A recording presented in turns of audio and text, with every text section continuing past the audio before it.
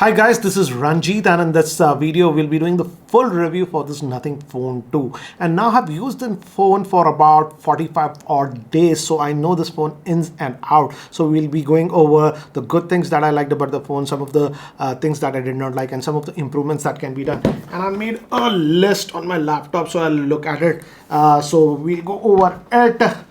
So let's get on with this one. And again guys, I won't get into the physical aspects and other things of this device because I've already covered all those aspects in my initial video. I'll link that in the description and I'll also leave a card. So let's get on with this one. And first let's start with the good things and then we'll move to the cons and some of the nitpickings and improvements that I feel that could have been there, because I feel this is a very important smartphone. And now after using it for about 45 odd days, I would say this is a very good practical replacement for the Pixel 7 series. I simply could not recommend the Pixel 7 series because of the tensor chip. It heated up quite a bit in Indian conditions. Thankfully, this does not heat up because of the Snapdragon 8 Plus Gen chip. But again, in terms of camera, I would say the Pixel has slight edge over this one. But again, the camera on this one is not bad at all. But let's go over it. And first thing is, regarding the screen guys, again this is a big phone, a 6.7-inch screen, so it's a big device, but what I like is the screen quality is good. It's adequately bright. The screen colors and all these things also produce very well. It's not oversaturated too much. What I liked is the fluidness on this one. Again, this is also having that 120 hertz refresh rate, and it's butter smooth. I would say very fluid in operation. So no jutters or anything that I have noticed on this device. That way, I would say very close to the Pixel 7 sort of an experience. But again, this is not pure Android version. It's basically a skin that they have added, but many of the things, if you notice, are closer to the Pixel, so it's basically nothing OS 2 they call. It's a skin what they have, but again, it's closer to the stock Android experience. If you go under the hood, I would say they haven't changed it a lot. But again, it's a custom skin because it has this glyph interface, so they have additional stuff like that. So the additions what they have done in terms of software are good things. It's not bloatware or anything that I noticed, so that way it's a good thing. And again, they didn't go overboard also in customization where it's needed. That's why it's very fluid in operation, certainly at the level of Pixel, that fluidness that we call. What I liked is, again, the choice of processor, Snapdragon 8 Plus Gen 1. Yes, I know it's a 1-year-old processor, but again, that handles this phone without any issues. Very fluid. Again, no heating whatsoever. In fact, battery life also I was getting is actually very good because it had that 4700 milliamp hour battery. I was a little bit worried, but again, battery life is good. I'll talk about that in the later part of the section. Okay, again, next thing I really liked is that again, this is becoming a rarity. Just like the Pixel smartphones, this smartphone also does not have any ads or bloatware bundled in. Yes, we do have that glyph interface. As I've told you, if you go here, it is slightly customization that you can do, but apart from that, no bloatware or extra apps or stuff like that. So that way, very clean experience. Again, as I've told you, I've installed tons of third-party apps because I was using it as my primary for quite some time. And now actually my secondary SIM is in this smartphone. So that way I would say very clean experience, no bloatware whatsoever and stuff like that. So that way I would say, apart from, there are very few devices now in the Android ecosystem that are not adding a lot of bloatware. The first is Pixel, many of the Motorola smartphones in this price range, and now this one also comes to that party. Build quality, and I have to share about this again. The exterior chassis is aluminum, and actually this phone fell 3 times accidentally. Let me actually show you. I think so. I've got some dent. I thought it would break. If you see, it fell on hard floor. Here I have a dent over here, and one more. Second time also it fell on the hard floor. Here we have a dent. Apart from this, nothing actually happened to the device. So that way I would say the build quality is also good on this one. But again, if you're getting this smartphone, get a bumper case or something like that, because if it falls on a hard floor, though if the phone does not break also, because it's aluminum, you might get a dent like what happened. But that brings me to the build quality. The build quality in general use, I would say, is good. I used this phone roughly for the last 45 days. I did not baby it around. Next thing is the call quality was actually very good. I did not have a problem. I tested it with both the Airtel and Jio. Right now my secondary SIM is Jio, so my Jio SIM is in this one, and I did not have any issues. That proximity call issues that was prevalent in the Nothing Phone 1, on this one it's not there. Initially when I got the phone with the beta update, I got it earlier as it was a review in it, I had once or twice that call issue, but now this phone has got multiple updates and I no longer have the proximity sensor or anything, and the earpiece quality is also very clear on this phone. So if you're a business person, you take a lot of voice calls and stuff, again no issues regarding. Again, in display fingerprint scanner, again guys, most of the Android phones have perfected it. That's the same case, and even with this one I did not have any issues with that. Next thing is the speakers on this one. Again, that has a stereo speakers. One went over here, and the other earpiece it actually uses as a stereo speaker. And I have to say, the stereo speakers are actually pretty loud, I would say, in this segment, and they are above average. But again, if I compare it with some of the flagships, yes, those flagships have slightly more bass on this one. But considering the price point, I would say the speakers are above average on this one. And I like the fact that the stereo balance is also decent on this one. 60% of the output comes from this one and 40% from this one, which is a lot better, I would say, in many of the phones where you get about 75% of the output from here and only 25% of the output from this way. So that way it's good. But one thing surprising was that this does not have the Dolby, Atmos, or all those extra functions on this device. So that is something that I have noticed. Moving to next thing is I'm liking the fact that Nothing Team is pushing out quite a few updates. In fact, during the last 1 month, they were rolling out updates like crazy. Every 7-8 days, updates were coming. Now the frequency has reduced, but again, I think so. The last update came about 10 days ago, and after that, the phone has been very rock solid. So that way, I would say, because Nothing, if you notice, they have only a few devices, so they can concentrate a lot on the updates, unlike many other smartphone vendors who have dozens and dozens of models running up. So looks like the update situation will be better. And regarding the Android updates, this comes out of the box with Android 13, so that's latest, and it will get the next 3 years of Android upgrades and 4 years of security updates, which is actually decent. The memory management was good on this one. Again, I did not have any issues with memory management. That way, it's very well done. So apps are not booting out and stuff like that. So for regular usage and stuff, again, you will not have an issue. And again, if you notice how butter smooth this device is, I like the fluidity of this device that way. Again, in regards to gaming, I'll be very frank, I am not a hardcore gamer on mobile phones, but I did play Call of Duty for 20 odd minutes and it played fine without any issues. So that way I would say decent for gaming, but if you want to know real hardcore gaming and stuff, check out some other channels. Okay, moving to the next thing that really surprised me. On paper, this one is having a 4700 milliamp hour battery. And I thought the battery life would be okay decently, but again the battery life actually surprised me. Let me actually show you some of the stats when my primary SIM was there, and right now my secondary SIM is in this one. This was off the charger for 2 days and we got a screen on time of 6 hours 40 minutes. Again, let me just go back, some more battery stats usages. Let me just show you. Okay, let's go over here, and this again after 2 days, 8% battery life was, and screen on time 7 hours 40 minutes. So in terms of SOT, I would say anywhere I was getting about 6.5 hours of SOT to even 8 hours of SOT, and that was between 1.5 days to 2 days between charges. So that way I would say the battery life on this phone is very good. Again, you don't have to worry about the battery life on this one. Right now, as I've told, even the standby time is very good. The idle drain that we call, if you look at it, currently my secondary SIM is then, so I'm not actively using this device, but if I go to battery usage, you'll notice that I had charged it 4 days ago. 4 days ago, and still we have about 30% battery life. So that way I would say in terms of battery life, it was not a very, and this is all because of the optimization they are trying to get. As they have to work on a lot less smartphones, they are optimizing the hell out of this smartphone. This reminds me of the original OnePlus that used to be, they were very optimized. We used to love this. That's the same vibes I'm getting actually from this smartphone. You guys know it has 2 cameras, it doesn't have a telephoto lens, and the cameras are decent, I would say. It's not the best cameras I've seen, if you compare, I would say the Pixel 7 has better cameras, and the Samsung's flagship and the iPhones in certain situations do actually better, I would say. And especially at night when the lighting is very low, I feel it can be improved. But general, I would say, as you can see from the sample shots, the cameras are not bad on this smartphone. So if you have realistic expectation, it has a decent camera. In fact, the camera performance was much better than what I expected, because at this price point, if you want a clean Android experience and stuff, we have some Motorola smartphones.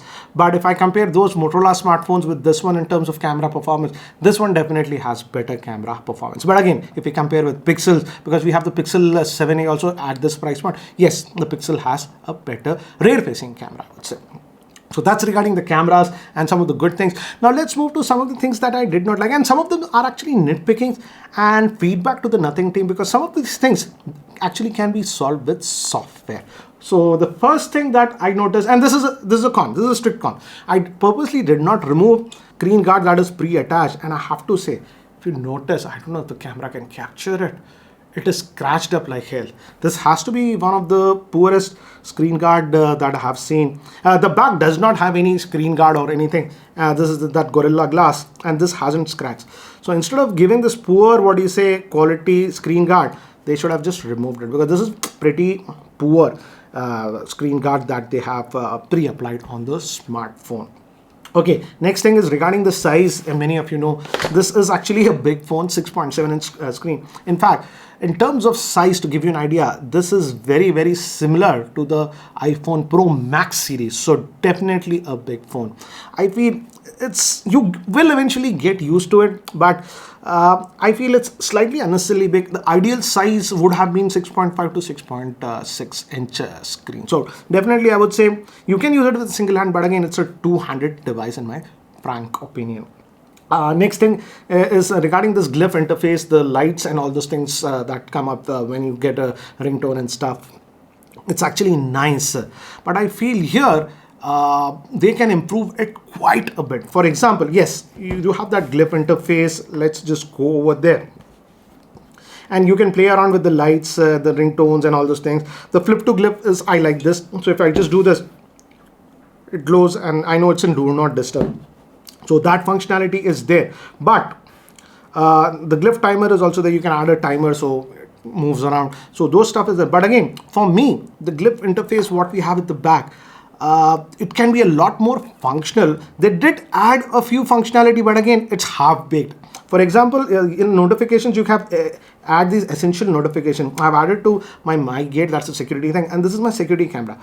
So yes, if I get any notification from these two apps, this area of the glyph will light up continuously, so I know something is important. But I feel here, if they would have allowed us to actually customize, for example, let's say with my gate, I want that continuous light to be on this one. Let's say this is my DMMS, this is my CCD security camera. If any notification comes from this is super important. So if they would have allowed lighting up, let's say this exclamation mark for that one, it would have been infinitely more useful.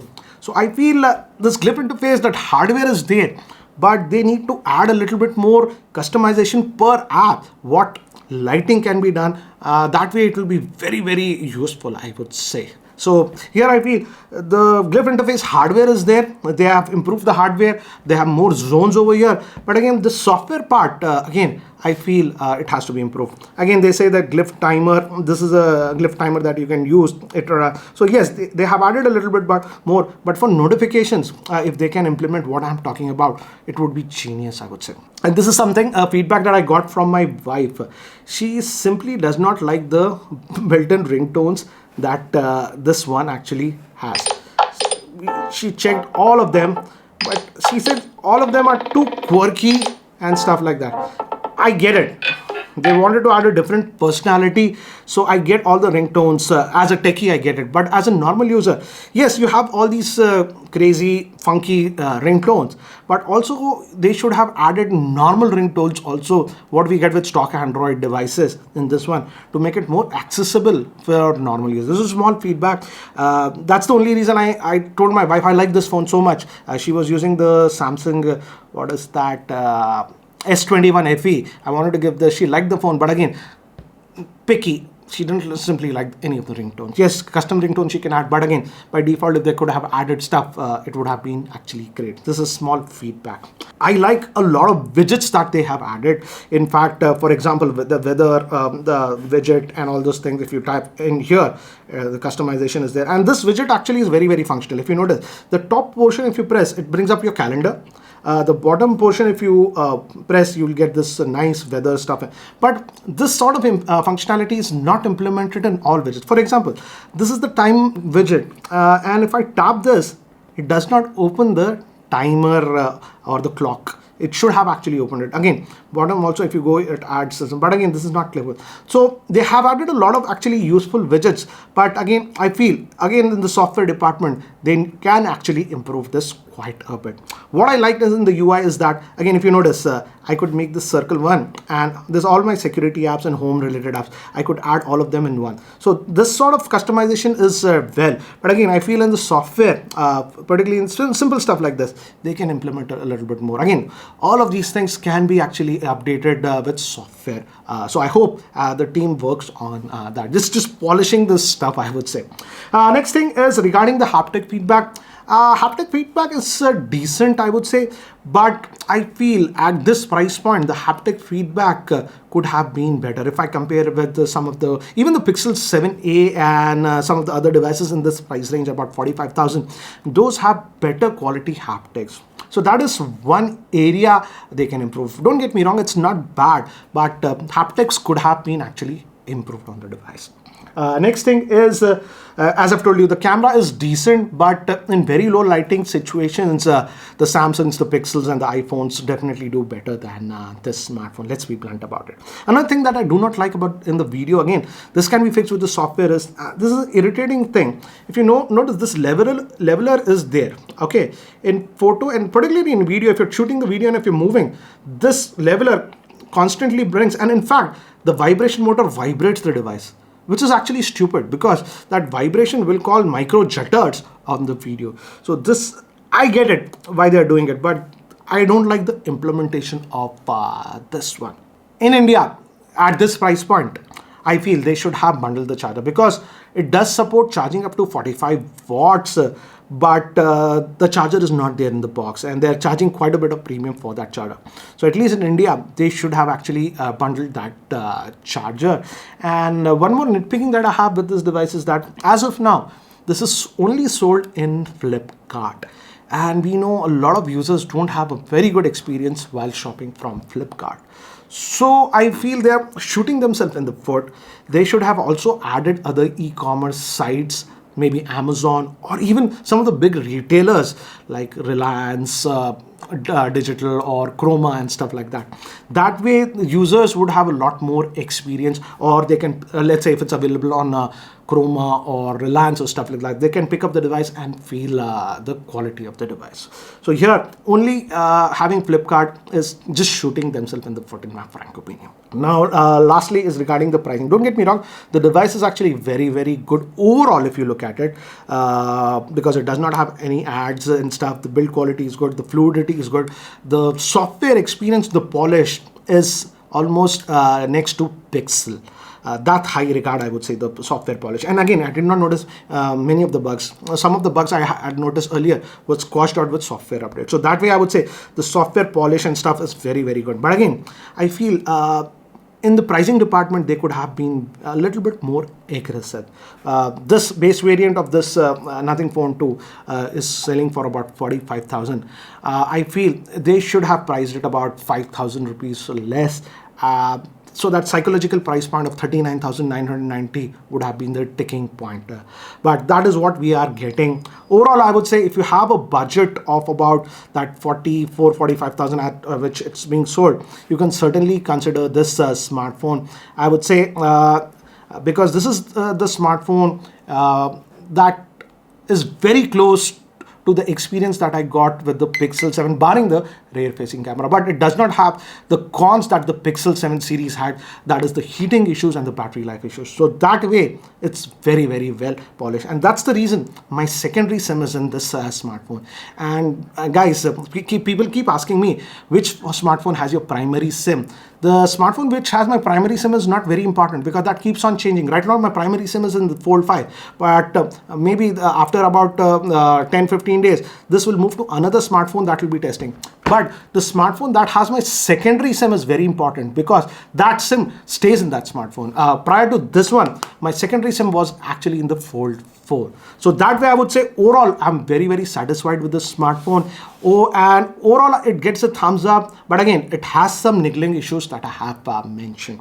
Anyways guys, that's it for now for the review of this Nothing Phone 2. What do you feel about this Nothing Phone 2? Do let me know in the comment section below. And guys, if you're still not subscribed to the YouTube channel, hit that subscribe button. This is Ranjit and I hope to see you in my next video. Take care guys.